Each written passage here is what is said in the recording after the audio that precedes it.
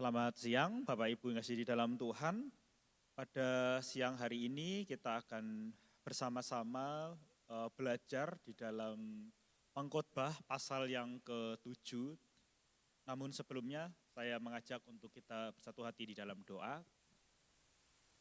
Tuhan, terima kasih karena pertolongan-Mu dan karena kemurahan-Mu kami ada hingga saat ini.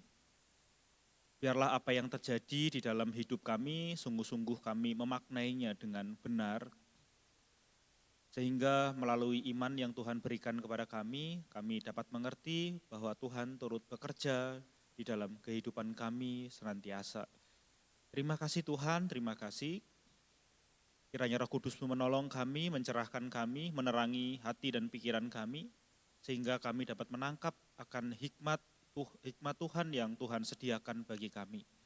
Terima kasih ya Tuhan, terima kasih. Kami berdoa dalam nama Putra-Mu yang tunggal, Yesus Kristus kami berdoa. Amin. Bapak Ibu di dalam Tuhan, pada siang hari ini kita akan bersama-sama belajar di dalam Pengkhotbah pasal yang ke-7, ada 29 ayat. Jadi kita perlu konsentrasi untuk menyimaknya. Saya mengajak Bapak Ibu terlebih dahulu untuk membacanya, ayat yang pertama sampai yang ke-29. Saya akan membacakannya terlebih dahulu, baru nanti kita akan mengupasnya satu demi satu. Judul perikopnya adalah hikmat yang benar.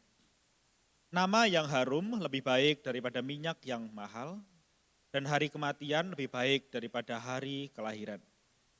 Pergi ke rumah duka lebih baik daripada pergi ke rumah pesta, karena di rumah dukalah kesudahan setiap manusia. Hendaklah orang yang hidup memperhatikannya. Ayat 3, bersedih lebih baik daripada tertawa, karena muka muram membuat hati lega. Orang berhikmat senang berada di rumah duka, tetapi orang bodoh senang berada di rumah tempat bersukaria. Mendengar hardikan orang berhikmat lebih baik daripada mendengar nyanyian orang bodoh, karena seperti bunyi duri terbakar di bawah kuali, demikian tertawa orang bodoh ini pun sia-sia. Sungguh pemerasan membodohkan orang berhikmat dan uang suap merusakkan hati. Akhir suatu hal lebih baik daripada awalnya, panjang sabar lebih baik daripada tinggi hati. Janganlah lekas-lekas marah dalam hati, karena amarah menetap dalam dada orang bodoh. Janganlah mengatakan, mengapakah zaman dulu lebih baik daripada zaman sekarang, karena bukannya berdasarkan hikmat engkau menanyakan hal itu. Hikmat adalah sama baiknya dengan warisan dan merupakan suatu keuntungan bagi orang-orang yang melihat matahari. Karena perlindungan hikmat adalah seperti perlindungan uang, dan beruntunglah yang mengetahui bahwa hikmat memelihara hidup pemilik-pemiliknya. Perhatikanlah pekerjaan Allah, siapakah dapat meluruskan apa yang telah dibengkokkannya. Pada hari mujur bergembiralah, tetapi pada hari malang ingatlah bahwa hari malang ini pun dijadikan Allah seperti juga hari mujur, supaya manusia tidak dapat menemukan sesuatu mengenai masa depannya. Dalam hidupku yang sia-sia aku telah melihat segala hal ini. Ada orang yang saleh yang binasa dalam kesalehannya. Ada orang fasik yang hidup lama dalam kejahatannya. Janganlah terlalu saleh, janganlah perilakumu terlalu berhikmat. Mengapa engkau akan membinasakan dirimu sendiri? Janganlah terlalu fasik, janganlah bodoh. Mengapa engkau mau mati sebelum waktumu? Adalah lebih baik atau baik kalau engkau memegang yang satu dan juga tidak melepaskan yang lain. Karena orang yang takut akan Allah luput dari kedua-duanya. Hikmat memberi kepada yang memilikinya lebih banyak kekuatan daripada 10 penguasa dalam kota. Sesungguhnya di bumi tidak ada yang saleh, yang berbuat baik dan tak pernah berbuat dosa. Juga janganlah memperhatikan segala perkataan yang diucapkan orang, supaya engkau tidak mendengar pelayanmu mengutuki engkau. Karena hatimu tahu bahwa engkau juga telah kerap kali mengutuki orang-orang lain. Kesemuanya ini telah kuuji untuk mencapai hikmat, kataku. Aku hendak memperoleh hikmat, tetapi hikmat itu jauh daripadaku. Apa yang ada itu jauh dari dalam, sangat dalam. Siapa yang dapat menemukannya? Aku tujukan perhatianku untuk memahami, menyelidiki, dan mencari hikmat dan kesimpulan, serta untuk mengetahui bahwa kefasikan itu kebodohan dan kebebalan itu kegilaan. Dan aku menemukan sesuatu yang lebih pahit daripada maut, perempuan yang adalah jala, yang hatinya adalah jerat, dan tangannya adalah belenggu. Orang yang dikenal Allah terhindar daripadanya, tetapi orang yang berdosa ditangkapnya. Lihatlah, ini yang kudapati, kata pengkhotbah. Sementara menyatukan yang satu dengan yang lain untuk mendapat kesimpulan, yang masih kucari tetapi tidak kudapati seorang laki-laki di antara 1000 tetapi tidak kudapati seorang perempuan di antara mereka. Lihatlah, hanya ini yang kudapati, bahwa Allah telah menjadikan manusia yang jujur, tetapi mereka mencari banyak dalih. Amin. Bapak Ibu yang kasih di dalam Tuhan, Pengkhotbah pasal yang ke-7 mau menceritakan kepada kita bahwa hidup kita itu adalah hidup yang sangat butuh dengan yang namanya hikmat. Tanpa hikmat kita tidak bisa mengerti bagaimana menjalani hidup yang benar. Hikmat menolong kita untuk memaknai dan menghidupi hidup yang sudah diberikan dengan Tuhan, diberikan oleh Tuhan dengan makna yang benar. Tanpa hikmat adalah kebodohan. Tetapi dengan hikmat, kehidupan yang singkat itu memberikan makna yang begitu dalam. Kehidupan yang singkat memberikan dampak yang begitu besar. Oleh sebab itu, Pengkhotbah pasal yang ke-7 mau mengatakan kepada kita, sekalipun hidup kita singkat, tetapi hidup kita adalah hidup yang perlu dengan yang namanya hikmat. Memiliki hikmat adalah jauh lebih baik daripada tidak berhikmat. Hidup dengan hikmat menolong seseorang bagaimana hidup di hadapan Tuhan. Oleh sebab itu, Pengkhotbah pasal yang ke-7 diberikan judul perikop hikmat yang benar. Di sana dikatakan di ayat yang pertama, saya akan memulainya, nama yang harum lebih baik daripada minyak yang mahal, dan hari kematian lebih baik daripada hari kelahiran. Jadi Pengkhotbah ayat yang pertama sampai ayat yang ke-6 kita akan melihatnya di dalam satu kesatuan yang lebih utuh. Ayat yang 1 dikatakan nama yang harum lebih baik daripada minyak yang mahal. Jadi dengan hikmat kita bisa mengerti. Hikmat atau the wise person, orang yang berhikmat itu mengerti cara menilai sesuatu. Orang yang berhikmat itu tahu cara menilai, cara menghidupi hidup. Saya ulangi Bapak Ibu, orang berhikmat mengerti atau tahu cara menghidupi hidup. Jadi hidup yang tidak sembarangan dengan hikmat itu. Maka nama yang harum itu akan lebih lama. Nama yang harum itu akan dikenang, begitu. Akan dikenang sepanjang masa. Nama yang harum itu akan dikenang, tidak-tidaknya akan bertahan lebih lama daripada minyak yang mahal. Jadi dengan hikmat kita bisa menilai mana yang lebih penting. Maka dikatakan nama yang harum lebih baik, better than, lebih baik, lebih baik daripada. Nama yang harum itu bisa kita pilih dengan hikmat, tetapi tanpa hikmat kita tidak bisa memilihnya. Di nama yang harum itu artinya adalah kehidupan yang sungguh-sungguh bermakna. Kehidupan yang sungguh-sungguh impactful. Kehidupan yang memberikan impact kepada orang lain. Kehidupan yang menjadi berkat. Kehidupan yang orang mendengarnya itu menjadi sesuatu yang harum, begitu.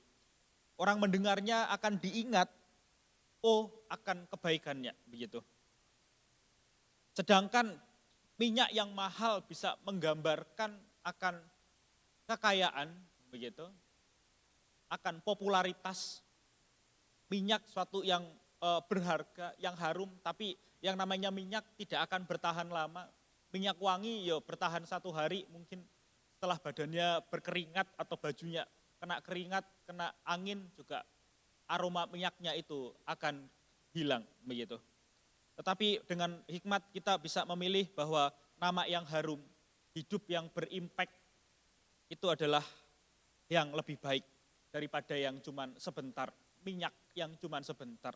Jadi memilih yang lebih atau dengan bahasa yang lain mungkin memilih kekekalan daripada kesementaraan. Memilih mana yang lebih penting, priority. Dan hari kematian lebih baik daripada hari kelahiran. Kalau Bapak Ibu pergi ke Adiasa, pergi ke tempat persemayaman, pergi ke tempat orang meninggal, di sana kita merenungkan, di sana kita diajak memikirkan memento mori, bahwa hidup itu pasti mati, bahwa kita itu pasti mati. Hari kelahiran itu sukacita, tetapi hidup itu tidak seperti demikian, senang terus. Hari kelahiran memang sukacita, kelahiran dan kematian adalah bagian dari hidup. Tetapi bagaimana seseorang mengakhiri kehidupannya, itu menjadi penting. Bagaimana seseorang mengakhiri hidupnya, mengakhiri kehidupannya, itu menjadi lebih penting. Apakah dia mengakhiri kehidupannya dengan menjadi nama, memberikan nama yang harum, atau dia hanya menjadi seperti minyak wangi yang sebentar itu habis.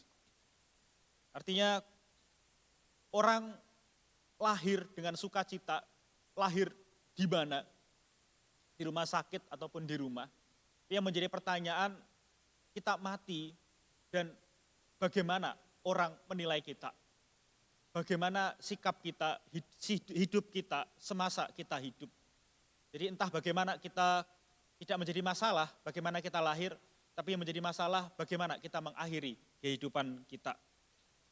Jadi hikmat menolong kita untuk mengambil langkah yang lebih penting. Mengakhiri, menjalani kehidupan yang lebih bermakna. Ayat yang kedua dilanjutkan, pergi ke rumah duka lebih baik daripada pergi ke rumah pesta. Karena di rumah duka kesudahan setiap manusia, hendaklah orang yang hidup memperhatikannya. Apakah kita tidak boleh pergi ke rumah pesta? Boleh. Pergi ke rumah duka? Boleh. Memang ada kalanya pergi di rumah di tempat pesta, kita tidak akan berpikir jauh, yang kita pikirkan adalah tempat yang indah dengan segala kenikmatan, makanan, dan lain-lain. Semuanya akan kita pikirkan di dalam kesenangan demi kesenangan. Meskipun tidak selalu demikian, juga ada orang yang sungguh-sungguh bisa merenungkannya. Begitu.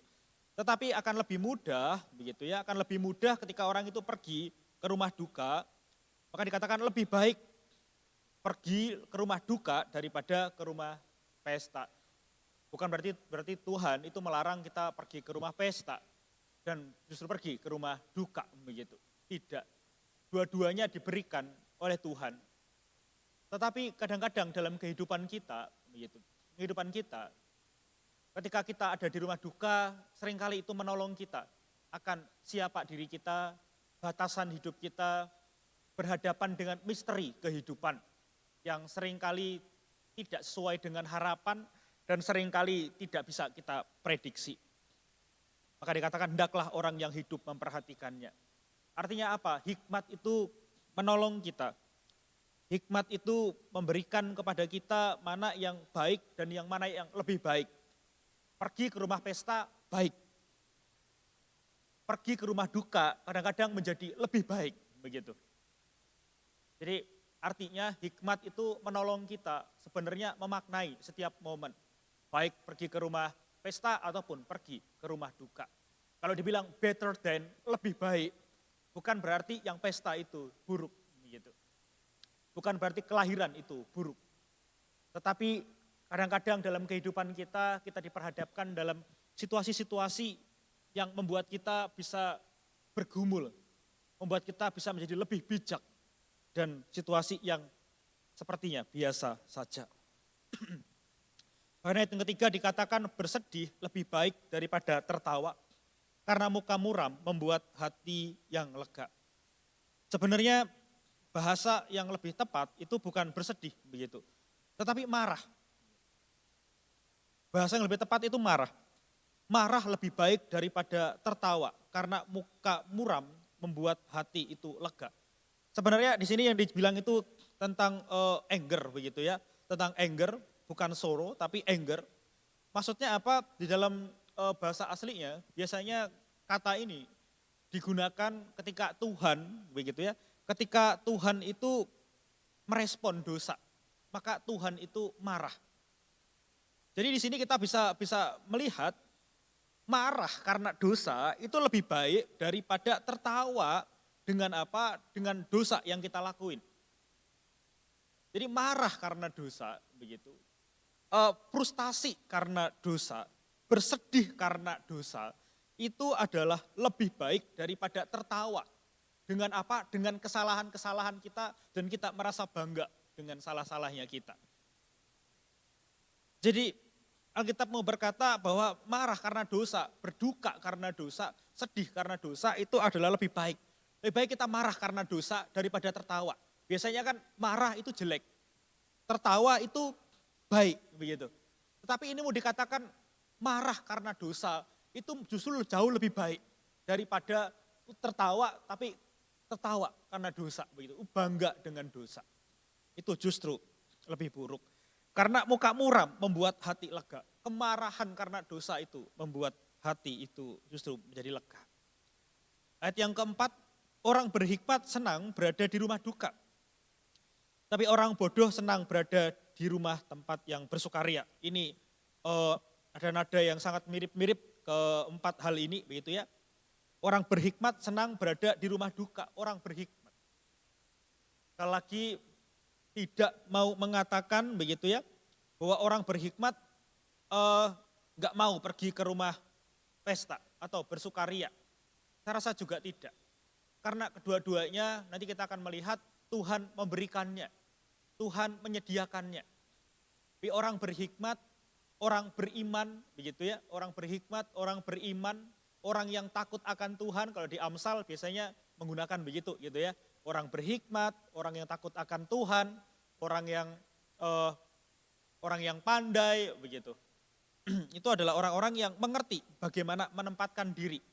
Jadi orang berhikmat tahu cara menimbang, orang berhikmat tahu cara menilai sesuatu, cara menghargai sesuatu, cara memperoleh makna dari apa yang terjadi.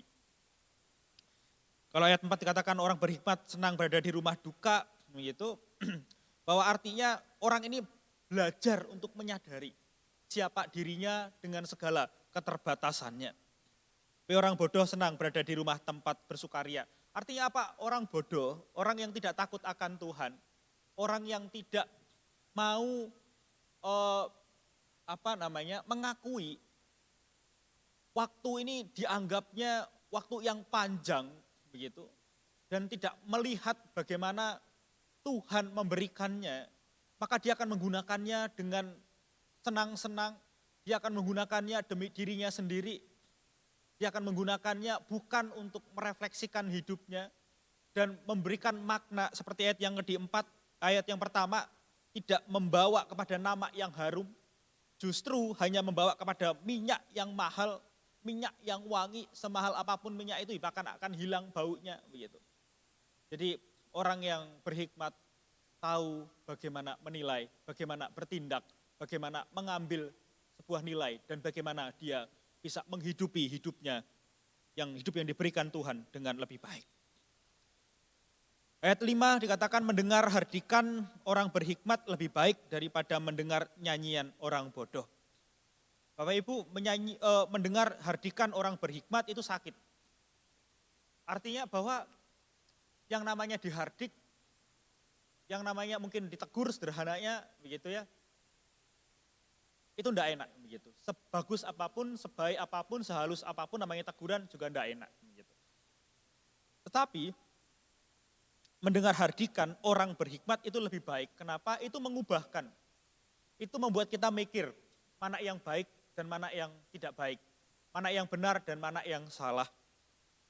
Tetapi mendengar orang yang bodoh itu justru negatif begitu. Nyanyian orang yang bodoh. Nyanyian ini kalimat yang kayaknya itu kebalik-kebalik begitu Bapak Ibu ya. Hardikan kan biasanya atau teguran biasanya buruk. Nyanyian itu baik. Seperti kalimat yang ada di atas-atasnya begitu ya.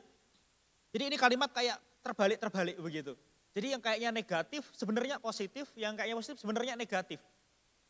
Jadi Alkitab menunjukkan kepada kita jangan cepat-cepat menilai begitu. Oh, kalau mendengar hardikan ditegur itu jelek, belum tentu begitu. Justru kadang nyanyian orang bodoh yang kayaknya baik itu justru yang jelek. Tidak selalu begitu. Tidak selalu apa yang terdengar itu buruk, terdengar itu negatif, itu memiliki makna yang negatif. Maka pergi ke rumah duka, lebih baik ke rumah pesta, harusnya kan pesta lebih bagus begitu. Tetapi tidak demikian. Marah kemudian tertawa begitu, kalau marah itu jelek, tertawa itu baik, ternyata enggak. Marah sama dosa itu lebih baik daripada tertawa dengan dosa-dosanya. Ayat yang ke-6, karena seperti bunyi duri terbakar di bawah kuali, demikian tertawa orang bodoh. Ini pun sia-sia. Yang kayaknya bagus, yang kayaknya menarik, yang kayaknya seperti bunyi duri terbakar di bawah kuali begitu. Suaranya nyaring begitu. Suaranya nyaring. Tetapi demikian tertawa orang bodoh. Seperti di ayat yang kelima, enggak ada gunanya begitu. Enggak ada gunanya. Semuanya adalah sia-sia. Kenapa? Sebentar tertawa dan sebentar tidak begitu. Sebentar akan hilang. Tidak memiliki makna. Itu seperti apa yang dikatakan minyak yang mahal, mungkin minyak yang wangi begitu. Yang ada dan kemudian akan nunggu waktunya dan hilang. Tetapi nama yang harum itu melambangkan satu kekekalan dan satunya melambangkan yang namanya ketidakkekalan. Nah, jadi ayat 1 sampai yang ke-6 Bapak Ibu ini mau berbicara bahwa kita butuh hikmat untuk menimbang. Jadi jangan cepat-cepat melihat negatif dan positif begitu, tapi butuh hikmat. Kadang-kadang marah dengan dosa, marah itu bisa menjadi lebih baik, marah dengan dosa daripada tertawa karena dosa. Jadi 1 sampai 6 mau dikatakan kepada kita bahwa kita butuh hikmat untuk menimbangnya. Kita butuh hikmat untuk mengerti, untuk sungguh-sungguh menghidupi hidup itu yang impactful, yang memberikan impact kepada orang di sekitar kita. Nah, kita masuk di ayat yang ke-7. Kita akan masuk ayat yang ke-7 sampai ayat yang ke-13 begitu ya. Ayat yang sebentar saya lihat dulu, ayat yang ke-12 begitu. 7 sampai 12 kita lihat. Dikatakan begini, kalau tadi yang pertama bicara tentang kebutuhan akan hikmat, begitu, maka ayat 7 sampai 12 kita akan melihat pelan-pelan. Sungguh pemerasan membodohkan orang berhikmat dan uang suap merusakkan hati. Jadi ayat yang ke-7 ini mau mengatakan kepada kita, begitu ya, mengatakan pada kita, sungguh pemerasan membodohkan orang berhikmat dan uang suap merusakkan hati. Sebenarnya di dalam hidup ini apa sih yang kita kejar? Dalam hidup itu apa sih sebenarnya yang kita kejar? Kita ini mengejar apa? Mengejar ketenaran, mengejar yang dikatakan minyak yang mahal, yang wanginya juga akan cepat hilang. Atau mengejar nama baik, mengejar yang lebih bermakna, begitu. Maka dikatakan sungguh pemerasan membodohkan orang berhikmat.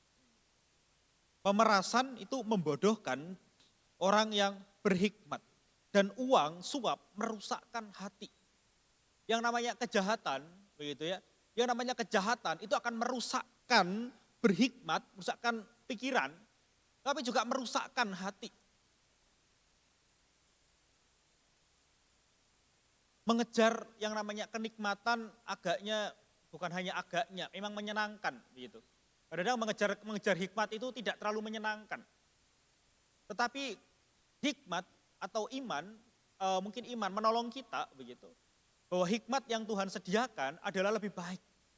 Seperti apa yang dikatakan Amsal, hikmat itu jauh lebih baik daripada emas, daripada harta. Hikmat Tuhan. Ayat yang ke-8 dikatakan akhir suatu hal lebih baik daripada awalnya. Panjang sabar lebih baik daripada tinggi hati. Akhir suatu hal lebih baik daripada awalnya. Seperti dikatakan tadi, kelahiran tidak jadi masalah orang lahir bagaimana, tetapi bagaimana orang mengakhiri kematiannya. Maka dikatakan 8, akhir suatu hal lebih baik. Bagaimana kita menghidupi kehidupan kita sampai akhir itu lebih baik daripada kelahiran kita. Gitu. Bukan berarti kelahiran itu buruk. Tapi sekali lagi bagaimana kita menghidupi sampai akhir kehidupan kita itu adalah lebih baik. Apakah kita mengakhirinya finishing well atau enggak begitu. Apakah hidup kita ini memberikan nama yang harum atau hanya minyak wangi yang sebentar kemudian hilang. Panjang sabar lebih baik daripada tinggi hati. Sangat jelas sekali panjang sabar itu lebih baik daripada yang namanya tinggi hati. Artinya apa? Artinya orang tidak boleh cepat-cepat untuk menilai begitu. Oh ini jelek, oh ini buruk, belum tentu begitu. Karena kita tidak tahu. Jangan mengatakan sesuatu itu buruk tanpa kita tahu. Kita tidak akan pernah tahu seseorang sebelum kita menanyakannya. Jadi jangan cepat menilai. Amsal bilang apa? Orang yang berhikmat itu menahan mulutnya, begitu. Tapi orang bodoh akan menggunakan mulutnya untuk ngomong yang dia tidak tahu. So, panjang sabar itu adalah lebih baik daripada tinggi hati. Jangan menilai terlalu cepat, jangan sok tahu, jangan sok rohani. Tetapi lihatlah pelan-pelan, kalau kita tidak tahu jangan memberikan judgement, tanya dulu. Kenapa kamu melakukannya? Kita tidak boleh menjudgement, menghakimi hanya karena ketidaktahuan kita. Ketidaktahuan kita, ya kita menghakimi dan kita tidak tahu, itu bukan menunjukkan kemampuan kita, tapi menunjukkan kebodohan kita. Lebih baik kita bertanya.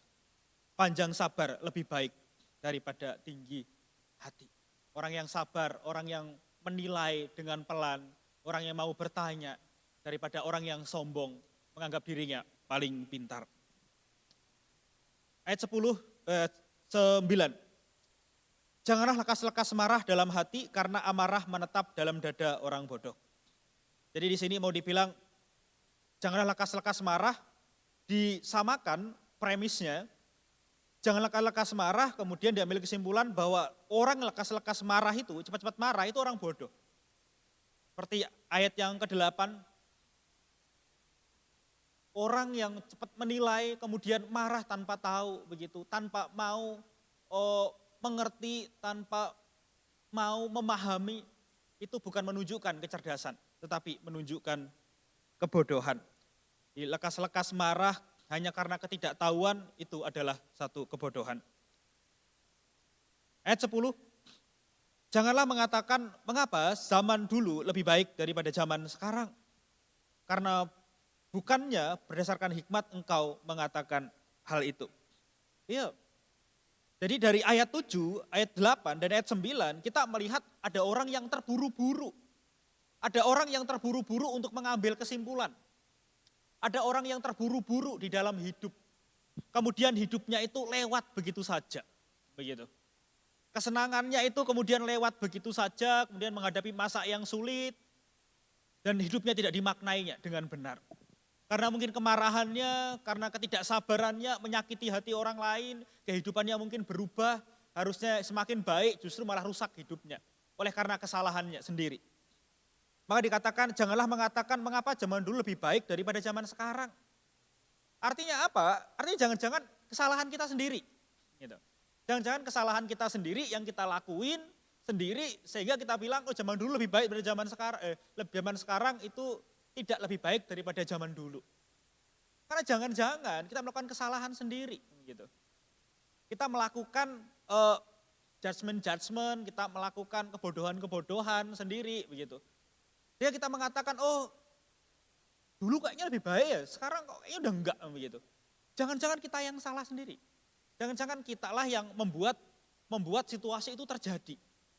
Maka dikatakan, karena bukannya berdasarkan hikmat engkau mengatakan hal itu. Iya, Jangan-jangan bukan karena hikmat, karena kita yang salah, tapi kita memberikan judgment, judgmental begitu, menghakimi, menyalahkan keadaan dulu itu lebih baik, sekarang itu tidak lebih baik. Jangan-jangan kita yang salah. Ya kita perlu introspeksi diri lah. Gitu. Yang 11, hikmat adalah sama baiknya dengan warisan dan merupakan suatu keuntungan bagi orang yang melihat matahari. Ayat 12 sekalian. Karena perlindungan hikmat adalah seperti perlindungan uang dan beruntunglah yang mengetahui bahwa hikmat memelihara hidup pemiliknya. Jadi ayat 11 sampai ayat 12 ini mau mengatakan kepada kita begitu tentang keuntungan dan keamanan begitu ya, tentang keuntungan dan keamanan daripada hikmat. Ini penting, 11-12 ini adalah kesimpulan ayat 7 sampai dengan yang ke-10. Maka dikatakan karena perlindungan hikmat adalah seperti perlindungan uang, maksudnya ini tidak mau mengatakan bahwa hikmat itu sama dengan uang, tidak. Karena perlindungan hikmat adalah sama seperti perlindungan uang, ini dimaksudkan bahwa hikmat itu lebih daripada uang, dan beruntunglah yang mengetahui bahwa hikmat memelihara hidup pemilik-pemiliknya. Artinya apa? Jadi kita mau melihat ketika orang itu punya yang namanya materi, punya kekayaan.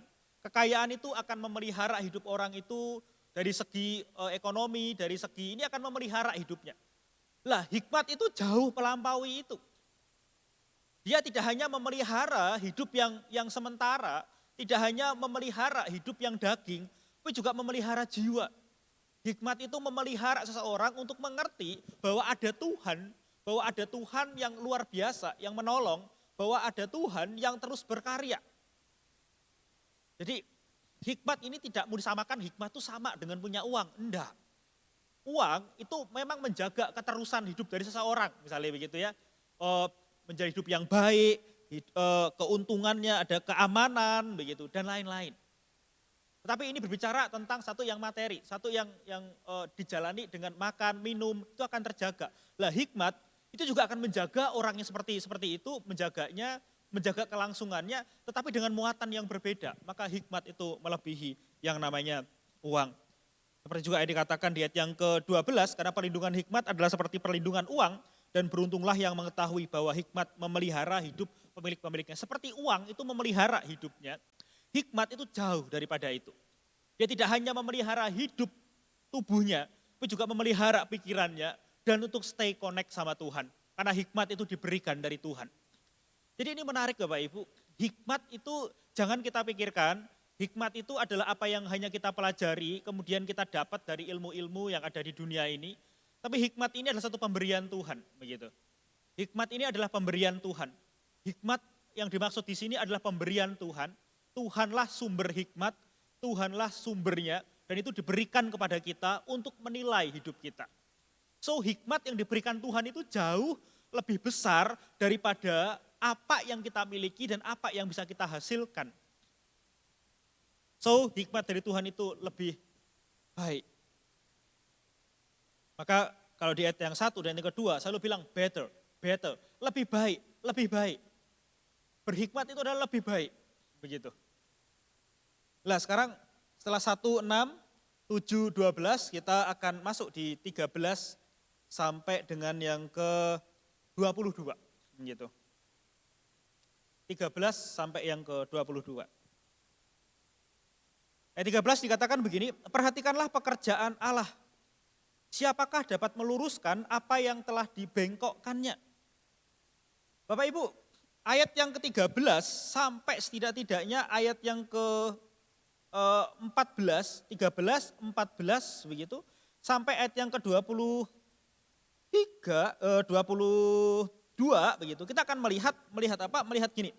Kita perlu sadar satu hal. Kita itu punya keterbatasan begitu. Kita itu memiliki natur yang terbatas, bukan karena memang begitu. Kita ini punya pikiran, kita punya intelektual itu tidak lengkap dan tidak sempurna begitu. Tetapi Alkitab mau bilang begini, bahwa manusia itu punya batas begitu. Manusia harus ingat batasnya. Manusia itu punya keterbatasan dan manusia itu harus ingat batasnya. Batas dari manusia itu sendiri, begitu. Supaya apa? Supaya jadi orang itu jangan sok tahu, begitu. Dengan kita mengingat batasnya kita, begitu, kita akan belajar menjadi berhikmat. Ketika orang itu merasa bahwa dirinya melebihi batas, maka dia akan menjadi orang yang songong, begitu. Songong itu merasa paling pinter, merasa paling hebat daripada yang lain. Ketika orang itu tahu batasnya, dia akan belajar dan belajar untuk menjadi berhikmat. Nah, ini dimulai di ayat yang ke-13 dikatakan begini. Perhatikanlah pekerjaan Allah, siapakah dapat meluruskan apa yang dibengkokkannya. Ini kalimat retorik, jelas tidak ada. Tidak ada yang bisa meluruskan apa yang dibengkokkan Tuhan. Kalau Tuhan sudah bilang A ya A, Tuhan bilang B ya B, begitu. Manusia tidak akan bisa membengkokkannya. Artinya apa? Sadarok jadi manusia itu. Jangan suka ngatur Tuhan. Belajar untuk percaya, belajar untuk berserah kepada Tuhan. Sekali lagi bukan berarti kita diem, pasrah, bongkoan. Kita harus berusaha, tapi kita tahu batasnya. Bahwa ada batas dalam hidup kita ini, kita tidak bisa melampaui apa yang Tuhan itu kehendaki. Apa yang Tuhan itu pikirkan. Maka dikatakan perhatikanlah pekerjaan Allah, siapakah yang dapat meluruskan apa yang dibengkokkannya. Perhatikan pekerjaan Allah. Ketika Allah mengerjakannya, rencananya dan kehendaknya kita benar tidak tahu. Jangan melampauinya. Jangan melampaui, jangan judgmental jadi orang begitu ya. Judgmental suka menghakimi begitu, jangan melampaui. Kita tidak tahu apa yang dikerjakan seseorang lain, apa yang Tuhan kerjakan di dalam hidup orang lain. Yang kita lakukan adalah memberikan makna, menjadikan nama kita juga harum didengar oleh mereka begitu. Nama kita ini didengar oleh dia, memberikan makna lah bagi hidup orang lain. Bukan menjadi batu sandungan. Jadi kita tidak tahu. Apa yang Allah kerjakan di depan kita tidak tahu. Tapi kita bisa percaya kepada Tuhan. Maka dikatakan selanjutnya, pada hari mujur bergembiralah, tetapi pada hari malang ingatlah bahwa hari malang ini pun dijadikan Allah seperti juga hari mujur. Supaya manusia tidak dapat menemukan sesuatu mengenai masa depannya. Ini menarik Bapak Ibu. Kita tidak bisa, tadi di ayat 13 kita tidak bisa mengatur Tuhan begitu.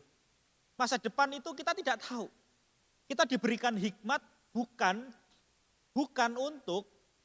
untuk mengatur Tuhan sehingga hari depan itu seperti yang kita harapkan. Bukan. Hikmat itu bukan membuat kita ngatur Tuhan. Pasti terjadi yang demikian. Tetapi hikmat itu menolong kita untuk mengerti bahwa baik hari yang mujur ataupun hari yang malang itu dijadikan oleh Allah sehingga dengan iman kita bisa mengerti begitu. Bahwa Allah itu selalu punya maksud di dalam kehidupan kita. Kalau kita melihat penggambaran Alkitab, maka kita melihat penggambaran bahwa orang Israel itu dibawa ke tanah Kanaan yang berlimpah dengan segala kenikmatan. Tetapi juga jangan lupa bahwa orang Israel juga dibawa Tuhan ke padang gurun. Apakah Tuhan bermaksud buruk? Tidak. Apa yang dialami orang Israel di padang gurun, itu juga adalah Tuhan punya maksud. Tuhan juga menolong mereka. Tuhan punya maksud yang baik untuk mereka. Begitupun juga ketika Tuhan itu memberikan tanah Kanaan, Tuhan juga mau mereka belajar. Apa arti ingat Tuhan ketika menikmati segala kekayaan. So ketika Tuhan berkata, hari mujur bergembiralah. Begitu. Ya bersukalah. Tuhan juga sediakan kok. Hari mujur kita malah sedih ya jangan. Begitu. Hari mujur ya kita bergembira. Tapi waktu hari malang kita juga harus tetap ingat bahwa kedua baik waktu susah ataupun waktu senang itu juga Tuhan sediakan bagi kita untuk membentuk kehidupan kita. Dan dengan hikmat bukan untuk mengatur masa depan seperti apa. Dengan iman bukan untuk mengatur masa depan seperti apa. Bukan. Tetapi Tuhan mengatakan bahwa pengkhotbah mengatakan supaya manusia tidak dapat menemukan sesuatu mengenai masa depannya. Kalau Tuhan mau mengatakan bahwa masa depan, hikmat itu bukan untuk mengetahui masa depan, tapi bagaimana menghidupi hidupku yang sekarang. Saya ulangi Bapak Ibu ya. Hikmat itu bukan untuk hidup di masa depan. Hikmat itu untuk hidup sekarang. Apa yang sedang saya pikirkan, apa yang sedang saya hidupi. Hidup saya sekarang itu berhikmat atau enggak. Jadi hikmat itu bukan untuk memprediksi masa depan, begitu ya. Masa depan Tuhan akan seperti apa, begitu. Tapi hikmat itu menolong kita sekarang, begitu. Sekarang bagaimana saya hidup dengan hikmat. Bukan untuk mengatur Tuhan, ke depan seperti apa. Ke depan Tuhan bilang itu misteri, begitu. Ke depan itu adalah satu misteri. Manusia tidak dapat menemukan sesuatu mengenai masa depannya. Dan ayat 15 dikatakan, dalam hidup yang sia-sia aku telah melihat segala hal ini. Ada orang yang saleh yang binasa dalam kesalehannya. Ada orang fasik yang hidup lama dalam kejahatannya. Ayat yang ke-16-17 kalian. Janganlah terlalu saleh, janganlah perilakumu terlalu berhikmat. Mengapa engkau akan membinasakan dirimu sendiri? Janganlah terlalu fasik, janganlah bodoh. Mengapa engkau mati sebelum waktumu? Bapak Ibu, jangan melampaui apa yang Tuhan singkapkan. Jangan sok merasa paling berhikmat, begitu. Ada orang saleh yang binasa dalam kesalehannya. Artinya seperti kalimat-kalimat yang atasnya Bapak Ibu, dia mau melampaui apa yang Tuhan itu singkapkan. Jadi mau bilang apa sih? Mau bilang Tuhan itu memang begitu ya, memberikan kita, menjadikan kita bukan manusia yang bisa tahu masa depan seperti apa, hari esok seperti apa. Tetapi memang kita di sini disadarkan tentang limitation, batasan. Kita itu punya batasan. Jadi orang jangan ada orang yang saleh yang binasa dalam kesalahannya, ada orang yang hidup lama dalam kejahatannya. Jadi hidup itu tuh bagaimana sih sebenarnya? Saleh jelas lebih baik daripada hidup yang bodoh, begitu. Atau hidup dalam kejahatan. Saleh itu lebih baik. Tapi jangan sampai kesalehan kita itu membawa kita kepada satu kesombongan rohani yang melampaui diri kita seolah-olah kita tahu siapa Tuhan. Maka dikatakan dalam hidup ini itu adalah hal yang sia-sia karena kita tidak tahu begitu. Ada orang yang binasa dalam kesalehannya. Artinya apa? Jangan melebihi batasan. Ada hal yang kita harus terima dari Tuhan. Seperti salah satu doa yang cukup terkenal. Doa dari Reinhold Niebuhr begitu. Dikatakan Tuhan, doa yang sangat menarik supaya Tuhan ajari aku, berikan aku kekuatan untuk menerima hal-hal yang tidak bisa aku ubah dan mengubah hal-hal yang bisa aku ubah dan karunia untuk menerima keduanya. Artinya apa? Ini doa minta hikmat. Mana hal yang tidak bisa diubah dan mana yang bisa diubah dan hikmat untuk membedakan keduanya. Dan karunia untuk membedakan keduanya. Artinya apa? Orang tahu batasannya. Mana yang tidak bisa diubah dan mana yang bisa diubah dan karunia untuk membedakannya. Jadi orang harus tahu batasannya. Batasan membuat kita tidak sombong. Batasan membuat kita ingat siapa diri kita. Membuat kita menjadi lebih rendah hati. Tidak merasa paling pintar dan lain-lain. So, janganlah terlalu saleh katanya, begitu ya. Janganlah terlalu saleh, janganlah perilakumu terlalu berhikmat. Mengapa engkau membinasakan dirimu sendiri? Bukan berarti sekali lagi saleh itu buruk, bukan. Jadi Alkitab mau mengatakan, jangan melampaui Tuhan. Jangan melampaui apa yang Tuhan kehendaki. Dengan hikmat, hidupilah hidup kita dengan takut akan Tuhan. Sudah. Hidupilah hidup kita dengan baik. Seperti ayat yang pertama, nama yang harum. Supaya Tuhan dipermuliakan melalui kita. Supaya orang mengingat kita, mereka mengingat bagaimana Tuhan itu berkarya. Daripada kita menjadi sok rohani. Begitu. Sok pintar, sok rohani, sok paling hebat. Itu justru tidak baik. Ayat yang ke-17, janganlah terlalu fasik, janganlah bodoh, mengapa engkau mati sebelum waktumu. Ini mau menolong kita, Bapak Ibu, 16 sampai 18 ini mau menolong kita. Janganlah terlalu saleh, kemudian janganlah terlalu fasik. Ada kata terlalu dan terlalu, begitu. Terlalu saleh sampai melebihi Tuhan pun juga tidak boleh, tetapi juga jangan terlalu sembrono jadi orang itu. Jangan terlalu fasik atau janganlah bodoh. Mengapa engkau mati sebelum waktumu? Jangan sembrono jadi orang itu. Kita harus memperhatikan bagaimana kita hidup. Tidak boleh sembrono. Sekalipun hidup itu singkat, tetapi kita juga tidak boleh hidup sembrono. Kenapa? Hikmat menolong kita, sekalipun hidup kita sementara, kita bisa memilih apa yang baik dan apa yang itu kurang baik. Hikmat diberikan kepada kita untuk menilai. Maka the wise person knows the value of things. Jadi orang yang berhikmat itu mengerti nilai dari sesuatu, mengerti nilai dari satu hal, mengerti nilai dari satu kejadian. Itu the wise person. Wise person dia tahu bagaimana menghidupi hari ini. Bagaimana hidup takut akan Tuhan. Jadi jangan terlalu saleh sehingga melebihi Tuhan, tapi juga jangan terlalu sembrono jadi orang. Mengapa engkau mau mati sebelum waktumu? Kau sembrono ya kau akan celaka sendiri, begitu. Kau akan celaka sendiri. Kau akan merusak dirimu sendiri ketika terlalu sembrono. Jadi disinilah hikmat itu menolong, begitu. Hikmat menolong. Batasan-batasan yang ada dalam diri kita itu menolong kita untuk selalu berkata, Tuhan aku butuh hikmat-Mu, Tuhan aku butuh hikmat-Mu. Ini terlalu licin Tuhan, ini terlalu sulit, tolong aku Tuhan, aku butuh hikmat-Mu. Nah, batasan itu menyadarkan kita, status kita, dan hikmat menolong kita bagaimana kita menghidupi batasan itu. Saya ulangi Bapak Ibu, batasan menolong kita untuk mengerti hidup kita yang terbatas, yang sementara. Hikmat menolong kita untuk bagaimana menghidupi hidup yang terbatas itu. Sehingga kita menjadi wise person, yang tahu menilai sesuatu. So, dilanjutkan lagi di ayat yang ke-19 sampai 22. Atau 18 saya bacakan terlebih dahulu, begitu ya.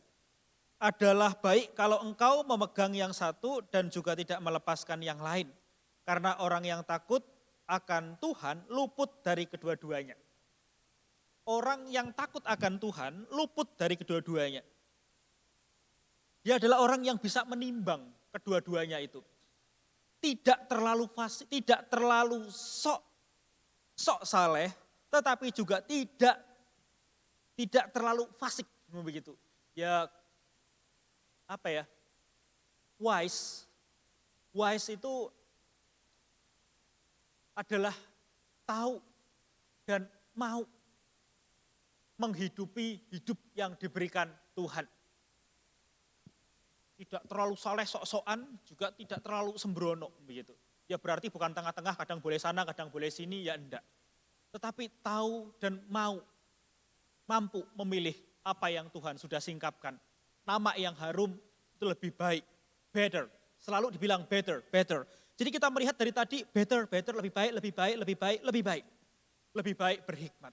Lebih baik gitu ya. Kalau terlalu jauh sana juga tidak baik, sana juga tidak terlalu baik, akan lebih baik. Kalau hidup itu dengan apa? Dengan hikmat. Hikmat itu menolong kita memiliki hidup yang lebih baik. Sekali lagi hikmat menolong kita memiliki hidup yang lebih baik. Ayat 19, hikmat memberi kepada yang memilikinya lebih banyak kekuatan daripada 10 penguasa dalam kota. Ini mau dibilang apa? Kesuksesan itu depend on wisdom. Jadi kesuksesan, successful life begitu ya, hidup yang sukses. Jadi hidup yang sukses itu ada banyak definisinya. Tetapi Tuhan mau menjelaskan kepada kita bahwa ini butuh wisdom. Kesuksesan itu butuh wisdom.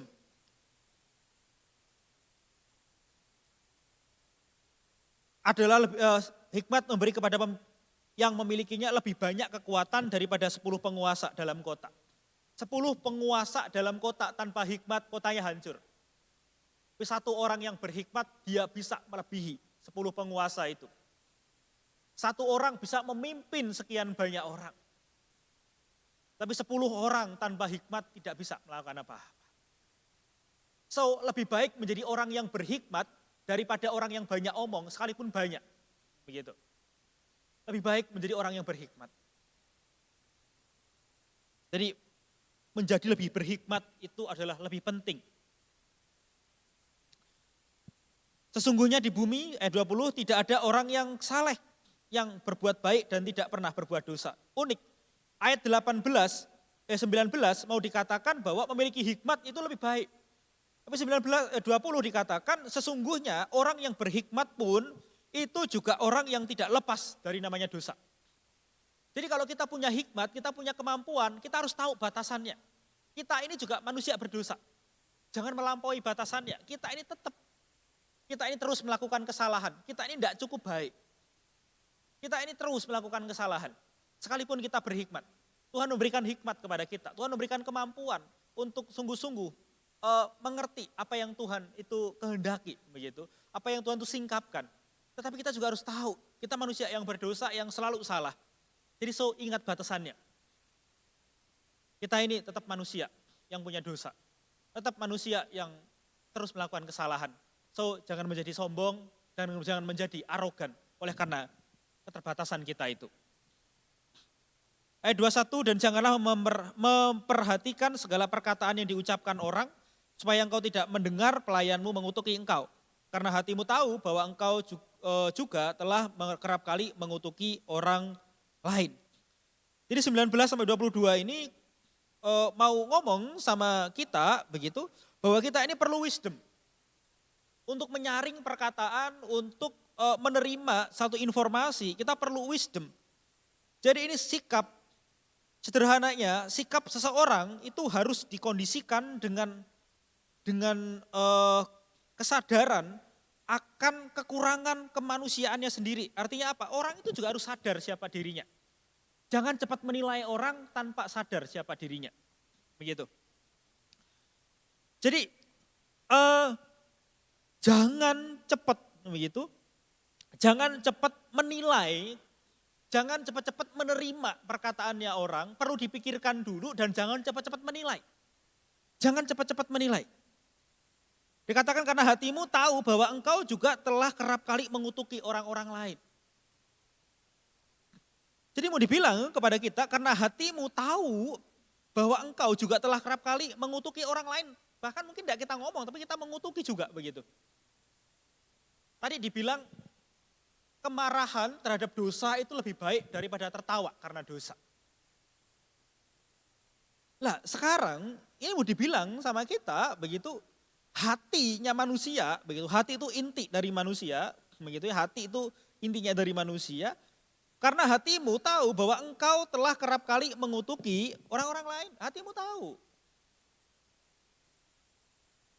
Bukan kita marah karena dosa, kadang-kadang malah enggak, malah suka karena berdosa. Kita mengutuki orang lain.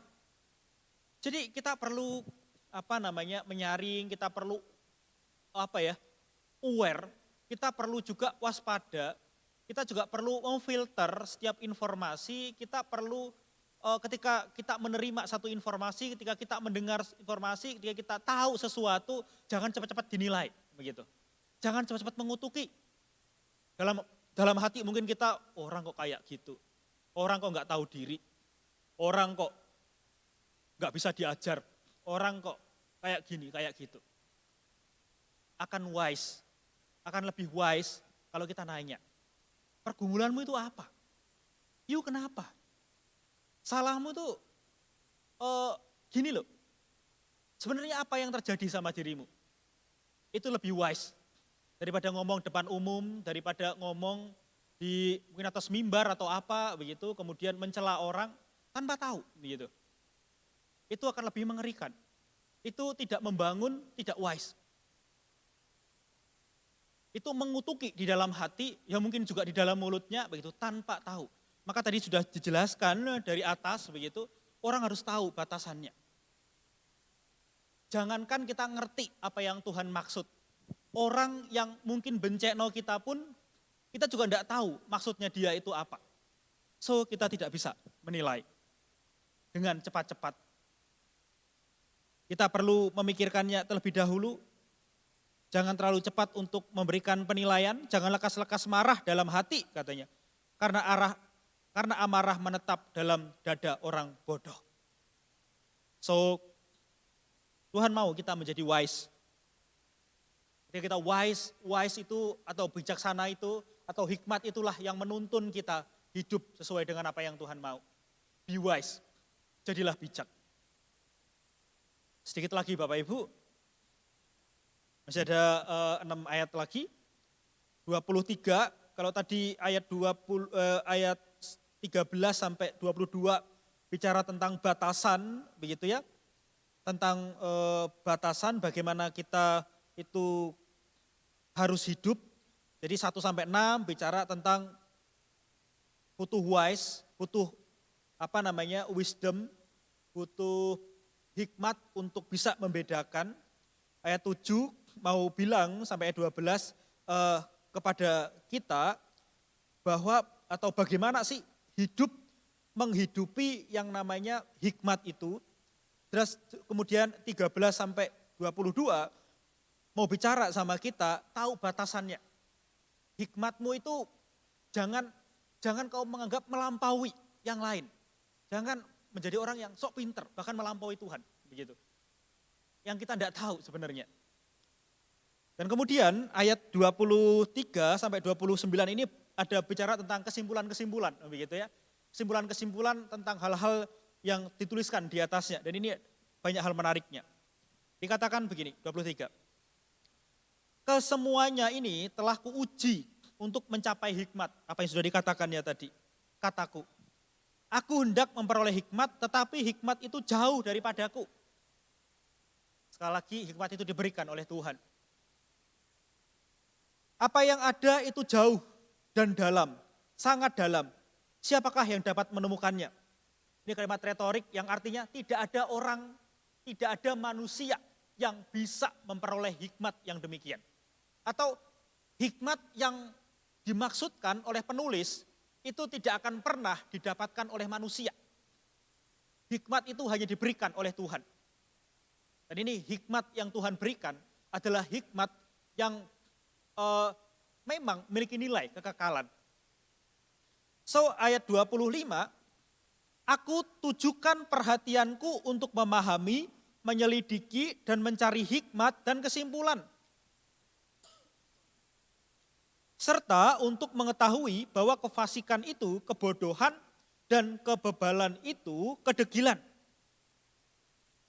Nah ini menarik Bapak Ibu ya, menarik. Apa yang dikatakan ayat 23, 24, dia mau bilang bahwa hikmat itu tidak bisa kita capai sendiri. Dan dia mengatakan aku tujukan perhatianku untuk memahami, untuk menyelidiki dan lain-lain untuk mengetahui bahwa kefasikan itu kebodohan dan kebebalan itu kegilaan. Bapak Ibu, hikmat itu menolong seseorang untuk apa? Untuk membedakan. Untuk membedakan bahwa kefasikan itu kebodohan dan kebebalan itu kedegilan. Kadang-kadang kita seperti di ayat yang ketiga begitu, kita tertawa karena kedegilan kita. Kita bangga dengan kedegilan kita bangga dengan pelanggaran, kita bangga dengan dosa kita. Lah hikmat itu menolong kita. Tetapi penulis bilang, dari mana aku mendapatkan hikmat? Dia tidak tahu juga begitu. Bagaimana dia bisa menggalinya, dari mana dia bisa mendapatkannya, dia juga tidak tahu bagaimana cara merauhnya begitu ya. Dia juga tidak tahu karena hikmat itu diberikan oleh Tuhan. Maka sangat jelas sekali di 24 ini aku tujukan perhatianku untuk memahami, menyelidiki, mencari hikmat dan kesimpulan. Serta untuk mengetahui bahwa kefasikan itu kebodohan dan kedegilan itu adalah kegilaan.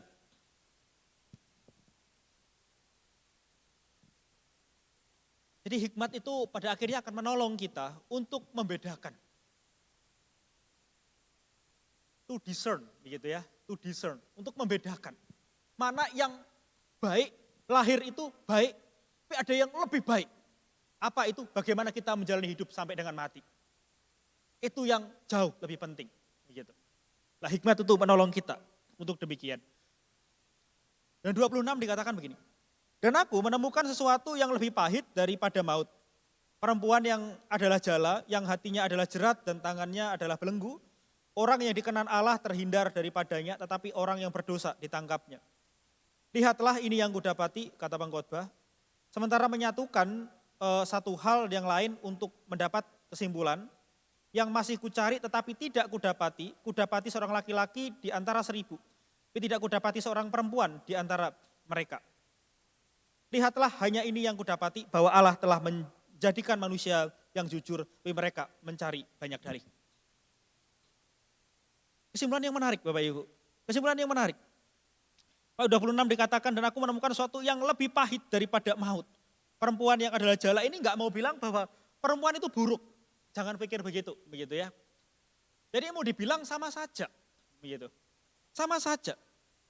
Sama saja artinya apa? Bahwa manusia itu butuh hikmat. Laki-laki tanpa hikmat itu bodoh. Begitupun juga perempuan tanpa hikmat itu juga bodoh, begitu. Perempuan tanpa hikmat itu menjatuhkan.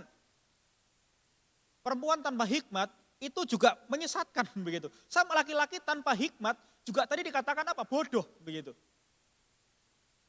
Jadi ini tidak mau mendiskriminasi perempuan, begitu. Tetapi yang namanya tanpa hikmat itu adalah kebodohan. Tanpa hikmat itu menjatuhkan. Tanpa hikmat itu memberikan belenggu. Tapi dikatakan orang yang berkenan akan terhindar daripadanya. Tapi orang yang berdosa ditangkapnya. Sekali lagi ini tidak mau ngomongin diskriminasi tentang perempuan. Tetapi orang yang dikenannya, orang yang dikenan Allah, orang yang takut akan Tuhan, orang yang berhikmat bisa mengatasi mana yang lebih, bisa membedakan dan memilih mana yang lebih baik daripada yang baik. Dan 27, lihatlah ini yang kudapati, kata pengkhotbah, sementara menyatukan satu hal dengan yang lain untuk mendapat kesimpulan yang masih kucari tetapi tidak kudapati. Kudapati seorang laki-laki di antara 1.000 tapi tidak kudapati seorang perempuan di antara mereka. Jadi memang hidup kita itu butuh yang namanya hikmat. Yang masih kucari tapi tidak kudapati. Kudapati seorang laki-laki di antara 1.000 tapi tidak kudapati seorang perempuan di antara mereka. Jadi kita melihat pada bagian di atasnya. Ini sekali tidak mendiskriminasi, oh perempuan ini kurang berhikmat, buruk, laki-laki ini lebih baik, enggak. Kalau dikatakan kudapati seorang laki-laki di antara 1.000 tapi tidak kudapati seorang perempuan di antara mereka. Kadang-kadang wisdom itu sifatnya feminim, begitu. Saya ingat wisdom itu biasa digunakan dalam istilah yang feminim, begitu. Jadi wisdom itu sangat susah untuk didapatkan dan jarang ada, begitu. Wisdom dalam setiap orang itu adalah hal yang langka, begitu. Maka tadi pengkhotbah mengatakan dicari juga enggak ada, ayat 22, 23, 24. Terlalu jauh, terlalu dalam, siapa yang dapat menemukannya. Dan sekarang dikatakan, tetapi tidak kudapati seorang perempuan di antara mereka, tidak kudapati wisdom itu. Dan ini yang menjadi menarik, menjadi kesimpulan di ayat yang 29 ini. Lihatlah, hanya ini yang kudapati. Allah telah menjadikan manusia yang jujur. Tetapi mereka mencari dalih. Memang simpulannya manusia itu tidak suka dengan hikmat. Manusia lebih suka minyak yang mahal daripada nama yang harum. Manusia itu lebih suka hari kelahiran daripada bagaimana anak kemudian menjadi dewasa itu hidup. Sampai dengan nanti kematiannya. Orang itu ternyata kayak gitu. Lah, supaya enggak, butuh apa? Butuh hikmat. Tetapi pengkhotbah bilang, di mana kita menemukannya? Itu menarik begitu. Pada akhirnya pengkhotbah mengatakan kita butuh hikmat, tapi siapa yang bisa memperoleh hikmat? Siapa? Maka di sanalah firman Tuhan itu diberikan kepada kita. Firman Tuhan, hikmat Allah diberikan kepada kita. Supaya kita menekuni firman Tuhan menjadi berhikmat. hidup dalam relasi dengan Tuhan. Minta sama Tuhan, Tuhan melalui firman-Mu, aku mau Tuhan memberikan hikmat kepadaku. Supaya aku bisa membedakan mana yang berkenan kepada Tuhan, mana yang tidak berkenan kepada Tuhan. Kenapa Bapak Ibu? Karena pada akhirnya pengkhotbah juga tahu, pengkhotbah mengerti dengan jelas, inilah yang dia dapati. Allah menjadikan manusia jujur. Tapi manusia terlalu banyak mencari dalih, alasan. Alasan tok, gitu. Artinya bahwa manusia butuh hikmat Tuhan. Itu kebutuhan mutlak, enggak bisa enggak. Kalau mau hidup yang benar, harus butuh hikmat. Jadi menarik begitu ya. Pertama dibilang bahwa kita ini butuh hikmat. Kita harus punya hikmat. Yang kedua, bagaimana sih menjalani hidup yang berhikmat itu, menghidupi hikmat itu bagaimana? Habis itu kita harus tahu batasannya. Kalau kita diberikan pengetahuan, jangan melampaui. Setelah itu dibilang apa? Setelah itu kemudian dibilang bahwa hikmat itu hanya diberikan sama Tuhan. Kita tidak bisa mendapatkan hikmat karena manusia itu tidak suka dengan hikmat, begitu. Nah, oleh sebab itu ini menjadi menarik. Hikmat yang benar itu adalah ketika kita menyadari bahwa kita bukanlah orang yang berhikmat. Jadi ketika kita sadar bahwa kita orang berhikmat, disitulah kita belajar berhikmat. Itu kesimpulan yang saya pikirkan begitu. Hikmat yang benar itu adalah ketika orang itu sadar bahwa dirinya tidak berhikmat. Tetapi ketika orang itu merasa dirinya berhikmat, dia akan penuh dengan kesombongan. Jadi hikmat yang benar adalah ketika seseorang itu sadar bahwa dirinya adalah kurang berhikmat. Dia pasti butuh hikmat Tuhan. Di sanalah dia tahu batasannya, di sana dia tahu cara menggunakannya. Dan di sana dia tahu bahwa hikmat itu datangnya dari atas. Diberikan oleh Allah. Allah segala terang. Yang daripadanya tidak ada bayangan. Dialah yang memberikannya. So mari kita minta hikmat itu dari Tuhan. Maka dia akan memberikan kepada kita. Menjadi orang-orang yang takut akan Tuhan. Amin. Mari kita berdoa. Terima kasih Tuhan untuk siang hari ini. Berikanlah hikmat-Mu kepada kami. Sehingga kami menjadi orang yang bisa menilai dengan benar. Berikanlah hikmat-Mu kepada kami. Supaya kami hidup dalam keluarga, membina keluarga dengan benar.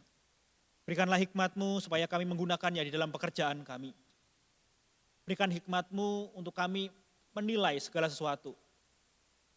Dan berikanlah hikmat-Mu supaya kami menjadi pribadi yang selalu sadar siapa diri kami. Terima kasih Tuhan, terima kasih. Tolonglah kami yang lemah, yang kurang berhikmat ini. Demi nama Tuhan Yesus Kristus, Allah sumber hikmat, kami berdoa dan mengucap syukur. Haleluya, amin.